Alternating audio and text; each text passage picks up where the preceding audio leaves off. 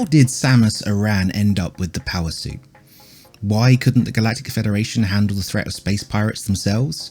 And what was so dangerous about Metroids anyway?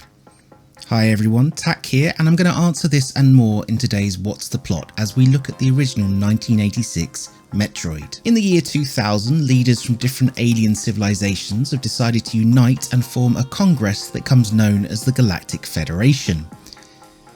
Its aim is to create a fair and structured galaxy that will enable prosperity and growth for all of its civilizations. Technological leaps bring peace and prosperity to the people of the Galactic Federation, including interstellar travel, which allows societies to flourish and expand. It's at this time that contact is made with Earth and the advanced technology is shared with humans. Meanwhile, marauding groups of space pirates threaten the galactic peace and attack and loot civilian ships for their spoils. In order to counter these attacks, a new group of federal police is established by the Federation.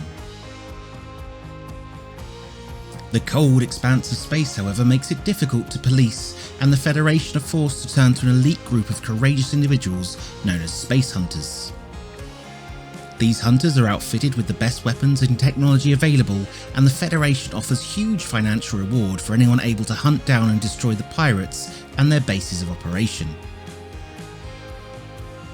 The year is now 20x5 and the galaxy has continued to develop, all the time trying to contain the threat of space pirates. Recent reports indicate that a spaceship that was travelling from the now deserted planet SR-388, carrying an unknown life form, has come under attack and been captured by the space pirates. While little is known about this life form, some scientists believe that it led to the destruction of the race that once inhabited SR-388, the Chozo. The Chozo called this life form Metroids.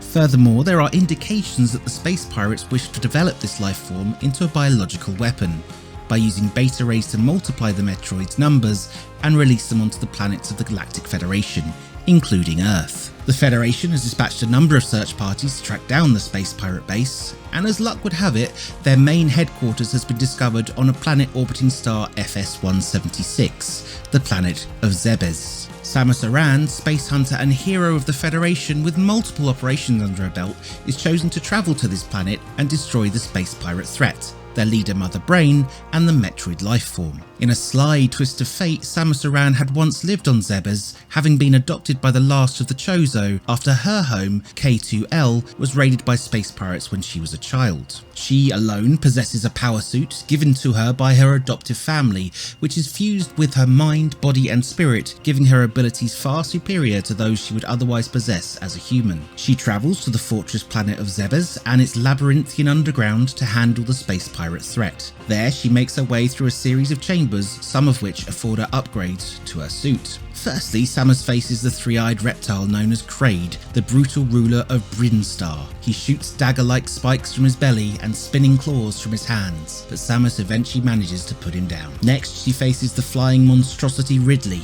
a dragon-like creature and high-ranking individual within the space pirates. He was responsible for the original attack on Samus's homeworld of K2L. After dispatching of both, Samus must travel to Turian, the main headquarters and research facility of the space pirates, to face their leader, Mother Brain. An artificial intelligence originally created by the Chozo to instill peace and benevolence, Mother Brain has since turned malevolent. She uses the space pirates in order to realise her goals, where she intends on destroying galactic society by unleashing the Metroids. In a hard-fought battle, Samus finally defeats Mother Brain and is able to start a self-destruct sequence to destroy the alien Metroid threat. She then escapes the underground chambers and flies off Zebes in her ship.